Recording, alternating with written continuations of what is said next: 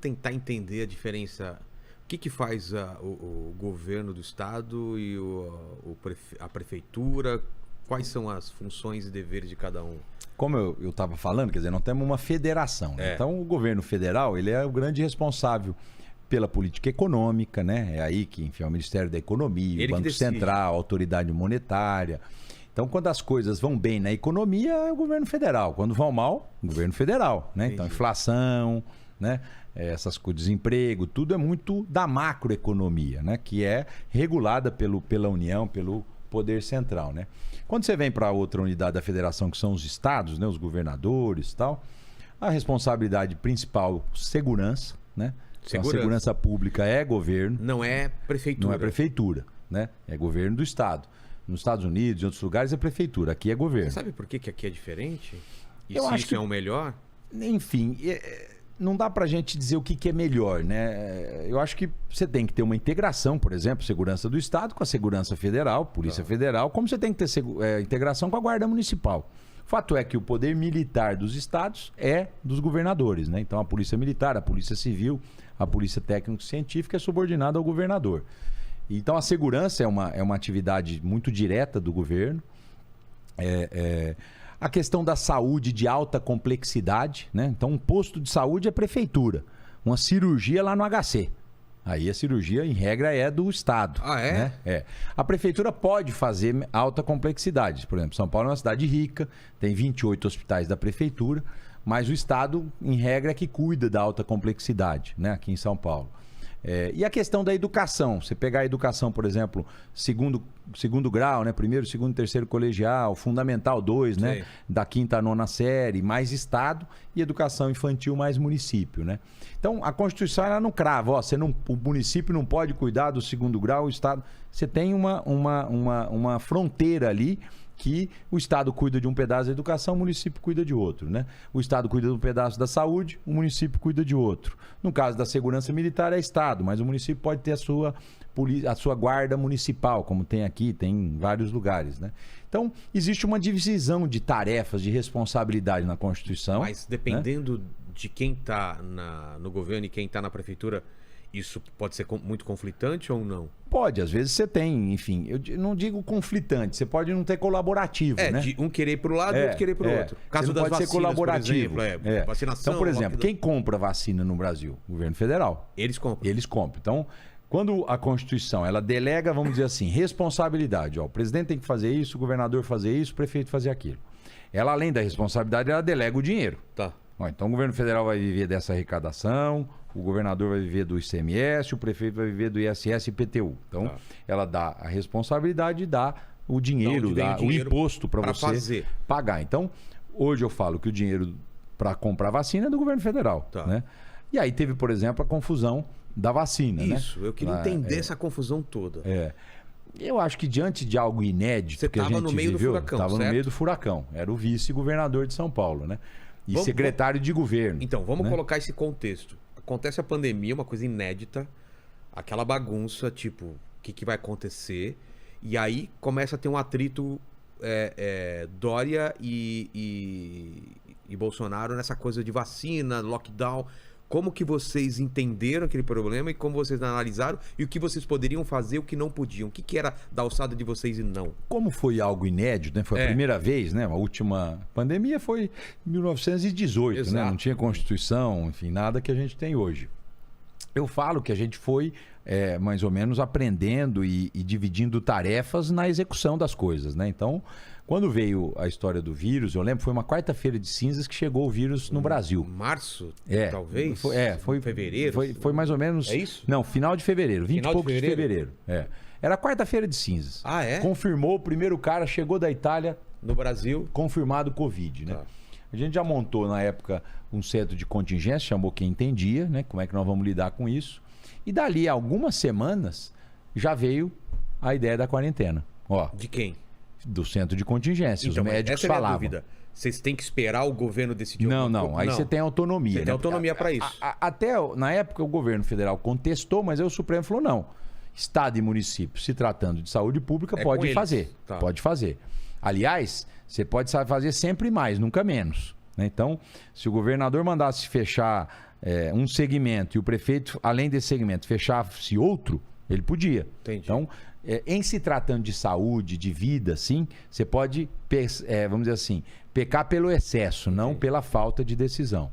Mas o fato é que tudo foi meio que construído, né, Vilela, naquele momento. Hoje eu fico vendo engenheiro de obra feita, né? O cara olha para trás, podia ter feito isso, podia ter feito aquilo. Fala, quero ver você no meio do furacão, sentado com gente que estudou a vida inteira para isso. E essa gente também tinha dúvida. Ninguém tinha muita certeza, era mais dúvida do que certeza. O que se sabia naquele momento é que, olha, o vírus precisa parar de circular ou circular menos para que quem ficar doente bater numa porta de hospital e ser atendido. Enquanto isso, a gente olhava Nova York, gente morrendo na rua. Você lembra disso? Aqueles containers na rua. E você falou, bom, não está faltando dinheiro em Nova York para isso. Não. O problema é que quando fica Não dá todo mundo conta. doente de uma vez, ninguém dá conta. Né? Tem um E gargalo. a gente olhava a Itália, né? Acho que foi a primeira. Itália foi a primeira. A primeira que chocou todo mundo, né? E não faltava dinheiro na Itália, né? Faltava gente para atender as pessoas. Então, olhando, a gente tinha uma certa vantagem que a pandemia tinha 30, 40 dias de atraso aqui no Brasil. Então a gente olhava o que acontecia lá e tentava evitar os erros que tinham sido cometidos no hemisfério norte e nas cidades mais ricas do mundo. Mas a gente sabia que tinha que evitar a circulação do vírus para que todo mundo não ficasse doente de uma vez só, porque aí ia morrer sem atendimento e morrer por falta de ar, né? E aí compra equipamento, respirador, contrata gente e os médicos, E os aí enfermeiros. começa a fazer aqueles hospitais. E aí você tinha que fazer a quarentena para segurar a circulação do vírus, para as pessoas terem menos contato uma com as outras. Você lembra que na época não tinha nem máscara, hein, Vilela? Quando começou a fechar, o pessoal não usava máscara. A máscara veio depois de 2, 3 meses. Então olha lá, ó. 7 de maio só? A primeira quarentena foi em março. Ó. Eu lembro. Março, Que era 15 abril dias, depois e mais maio. 15 dias, lembra? Exato. Era um negócio assim. Ninguém 15 sabia dias. quanto tempo. Aí depois mais 15 dias. Aí falei, caramba, vai demorar esse negócio. E a máscara veio depois. Porque começou a se perceber que a máscara resolvia parte da circulação, né? Então, eu falo, foi um aprendizado, né? E a gente aqui em São Paulo... O fechamento foi quando? Foi 21 de março, eu não lembro. 23 de março. E essa decisão, 23. como que é tomada? Ela foi tomada, eu lembro que nós estávamos no final de semana, o nosso prefeito Bruno Covas vivo, né? Ele foi lá para o Palácio, o Dória chamou todo mundo, nós chamamos os médicos, e os médicos do centro de contingência dizendo, olha, ou faz uma quarentena, diminui a circulação do vírus, ou todo mundo fica doente de uma vez e os hospitais não vão aguentar. É o que está acontecendo lá em Nova York, é o que aconteceu lá em Milão, onde vocês viram, lá na Lombardia. A partir daí, fechar por quanto tempo? Era uma coisa inédita, né? Quem imaginava isso? Eu falo que essas coisas eram só em filme que a gente assistia, né? Quarentena, uso de máscara, né? E de repente isso veio para nossa vida. Isso veio para nossa realidade, né? Aí, bom, 15 dias. O Bruno Covas, na época, tinha fechado comércio. Ele não tinha fechado serviço. Então, isso era uma decisão... Era uma decisão da prefeitura. Olha, Cada prefeitura poderia tomar. Eu vou fechar comércio na cidade e estou deixando o serviço aberto. Aí eu lembro até que o médicos lá, o centro de contingência, falou, prefeito, serviço tem mais contaminação do que comércio. É manicure, peticure, cabeleireira, pior. Então nós vamos ter que fechar comércio e serviço. Aí a gente começou a olhar, vamos ter uma métrica sobre isso. Então vamos limitar o funcionamento daqueles, vamos dizer assim, atividades que contaminam. Então às vezes uma indústria, ela tem condições de separar seus funcionários, evitar contato direto, o comércio não, o cara pega. Então, indústria na época não foi fechada, a construção civil não foi fechada, né? Serviços essenciais, supermercados não foram fechados. O fato é que a gente andava na rua e parecia que estava tudo fechado. Mas a economia rodou 80% em São Paulo. 80%. Eu lembro que as pessoas ligavam de outro estado. 80%? 80%. E aí qual é a minha medida? Mesmo? Imposto. As pessoas pagavam 80% dos impostos, estavam sendo pagos. Então a medida, a economia estava circulando, né? Só que você olhava fechado. E aí, dali 2, 3 meses, a turma já foi se adaptando com o delivery, né? Olha como são os aplicativos hoje, né? Então começou a se criar mecanismos de tudo bem, a loja está fechada. Começou uma queda de braço com aí veio a guerra política, né? Que não tinha nada a ver com a questão sanitária. Teve de um lado, os caras que se sentiam prejudicados, até hoje o pessoal fala né, que perdeu negócio, muita gente fechou negócio, perdeu dinheiro, foram destruídas famílias e tudo mais, e o presidente com esse negócio de não tem que fechar. E aí, como foi essa queda de braço? Foi uma guerra de narrativa, né, Vilela? Mas na prática, você olhava para o mundo inteiro, o único caminho era esse, né? Você precisa evitar a circulação do vírus. Você não tinha remédio, você não tinha vacina. A vacina na época era a quarentena, era o chamado distanciamento social, né? Mas ao mesmo tempo, quer dizer, se só dava para fazer isso, era o que o mundo estava fazendo, e era o que todo mundo que entendia do assunto falava, tem que fazer isso. Ao lado disso, acho que o grande mérito de São Paulo, o mérito do Dória, foi justamente falar, olha, nós precisamos achar um caminho. E olha como nós tivemos, enfim, uma série de fatos que nos levaram a conseguir a vacina antes para São Paulo, né?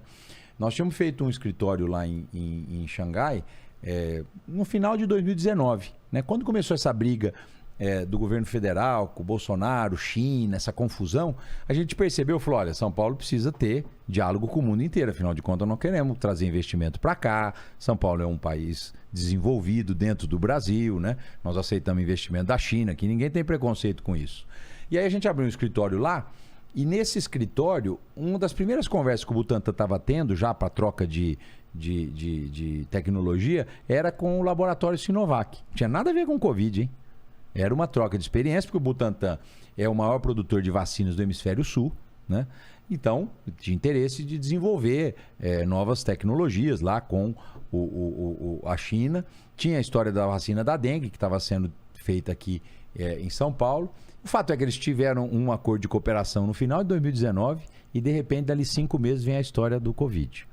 E aí o Butantan startou essas relações deles com a China e o Sinovac falou, eu estou desenvolvendo uma vacina. E aí, então São Paulo tem interesse.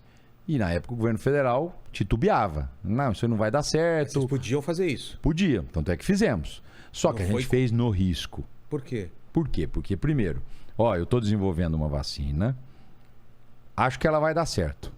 Se você quiser comprar, assim que estiver pronto, você compra e paga agora. Agora? Agora. Era assim? Era assim, porque o mundo inteiro estava atrás disso. Para você ter prioridade, eu quero... Então, se eu não vender para você, tem gente que compra. O fato é que a gente comprou antes de estar pronta. Gastamos, na época, quase 500 milhões de reais. Isso era quantas vacinas? Isso? Na época eram 10 milhões de doses, se eu não me engano, né? E compramos e pagamos. A promessa era em quanto tempo ela estaria pronta? Era ver para crer na época. Né? E aí compramos, ela foi sendo desenvolvida e nós fizemos isso mais ou menos em julho de 2020.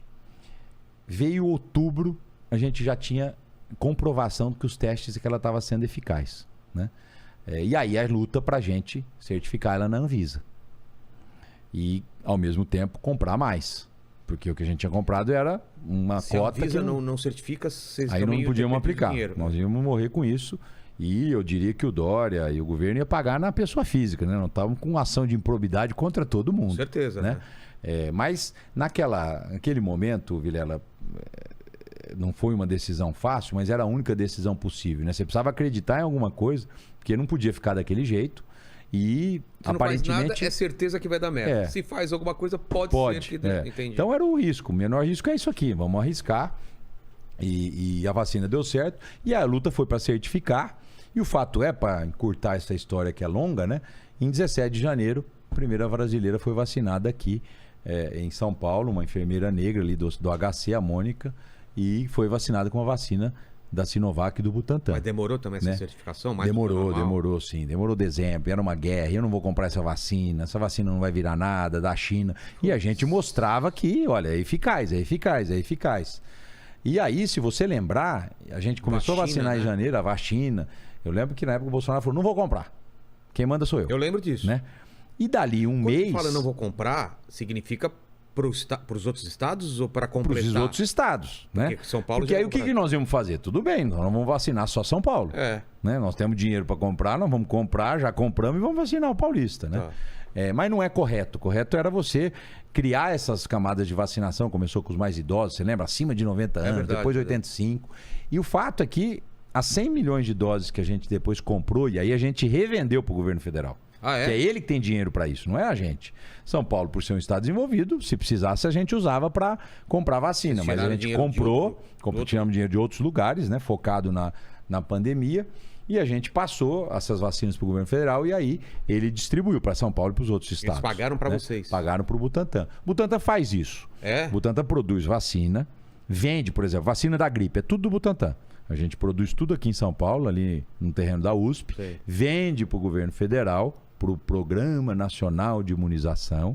Que lembra que eu falei no começo, é o governo federal que tem imposto, que tem dinheiro para comprar vacina, não é os estados. Então, a fábrica ela podia ser privada, mas ela é pública do Butantan. Então, a gente vende para o governo federal, o Butantan até ganha dinheiro com a vacina, e ele pega esse dinheiro e reinveste em novas tecnologias, em pesquisa, para não parar de se reinventar, senão já teria acabado, né? E aí a gente vendeu, e se você lembrar, né, todos os profissionais de saúde na época foram vacinados com a vacina do Butantan, as pessoas mais idosas, e aí a gente começava a ver o efeito disso. Mas por que o governo federal acabou comprando se ele não acreditava nessa vacina? Se rendeu à realidade, né? Se rendeu à realidade. Conta fato. Na época? Não, eu vou comprar, enfim, é que tem. É só pegar aí o Google e lembrar as coisas que se falava. Era tanta bobagem. Era uma... virar jacaré, era da... e uma coisa que... E a população morrendo, né? Todo mundo querendo se apegar numa esperança. E a esperança estava comprovando, mesquinha, né? Uma briga tão mesquinha, cara. O fato é que a gente podia ter antecipado aí uns 2 meses, eu acho, a vacinação. Um pouco essa conta que a gente faz. E aí aquela guerra de política não deixou. E a largada da vacinação foi com a Coronavac, ela foi avançando. Aí depois veio a Pfizer, a Johnson.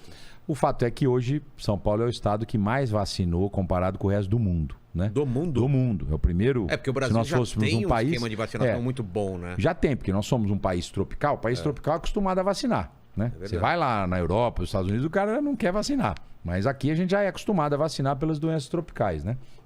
E vacinou muito, e isso permitiu a nossa vida voltar ao normal, né? Hoje nós estamos vivendo uma vida praticamente normal. Você só é obrigado a usar máscara hoje dentro de transporte coletivo e dentro de hospital, em postos de saúde, né? Caiu isso daí, foi quando? Caiu no começo do ano. E a vacina funciona, né? Então a vacina trouxe a nossa vida normal de volta. Mas foi uma luta árdua, Vilela. Eu imagino, cara. Uma luta árdua.